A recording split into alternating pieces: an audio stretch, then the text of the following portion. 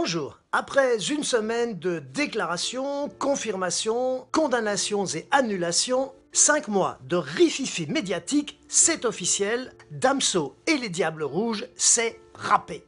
Tout ça pour ça. Le psychodrame débute en novembre, quand l'Union belge de football désigne le rappeur bruxellois pour composer ce qui aurait dû passer, mais surtout pour écrire l'hymne qui permettrait aux Belges d'encourager les Diables Rouges et de les pousser au moins jusqu'en demi-finale, comme en 86 à Mexico.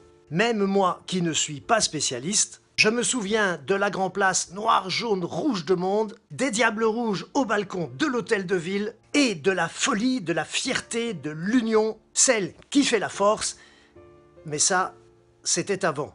Oui, parce qu'en 2017, la fédération choisit un artiste issu des quartiers, représentant la diversité et la richesse du plat pays, pour signer en quelque sorte une New Brabançonne, qui nous unirait derrière notre équipe comme est vive à Mexico du grand Jojo. Ce n'était pas très intello, certes, mais bougrement efficace. Puis, patatras, les dieux du foot ont tout simplement oublié de lire les textes de leur nouveau prophète avant, mais aussi qu'on était en pleine après Weinstein, et au beau milieu de la tempête balance ton port, c'est ballot. L'Union peut revendiquer des paroles signées Damso, je fais du sale, je fais du sale, je fais du sale. Il est vrai que dans le cochon tout est bon, et que certains textes traitent les femmes comme des merdes. On peut difficilement le nier, un peu comme l'accent bruxellois. Le rappeur a publié vendredi sur Twitter le fameux projet annulé, et c'est intéressant. Notre futur hymne s'intitulait « Humain » au pluriel. Perdu dans le berceau, je n'ai pas cessé de naître. J'ai couru dans mon cerveau jusqu'au fond de mon être. Ensuite, ça aborde la diversité. Je crois que le plus intelligent serait d'avouer qu'on est con. Serait d'avouer qu'on est blanc, noir ou quel que soit le ton. Bref, disons plus philosophique que littéraire ou populaire. J'imagine d'ailleurs la version Holla dans un stade de 80 000 places à Moscou. Pourtant, Damso est mondialement connu, les jeunes l'adorent. Il a une énorme influence sur les réseaux sociaux, ce qui a sans doute attiré l'instance dans ses filets de voix, pas de but.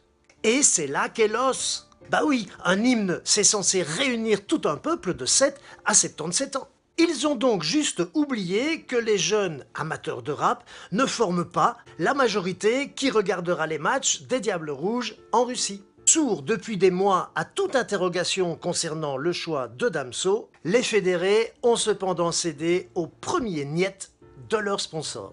Ni une, ni deux, ils ont jeté le rappeur, ne se sont excusés auprès de personne, surtout pas de l'artiste, que je ne juge pas ici, et voilà nos Diables Rouges privés d'hymne officiel. Alors, depuis l'annonce du fiasco, les damsoniens les plus durs se vengent sur Internet en y déversant des flots de haine anti-femmes qui sont traités de féminazis. Tout cela est bien triste alors que la Belgique, pour une fois, fait partie des favoris d'un mondial qui débute dans 4 mois.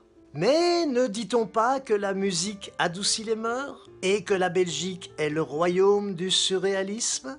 Alors peut-être que tout ceci n'est pas du foot, mais juste une histoire de conneries ordinaires et de pognon qui finit en bad buzz aussi vulgaire que lamentable, dont rigole le monde entier.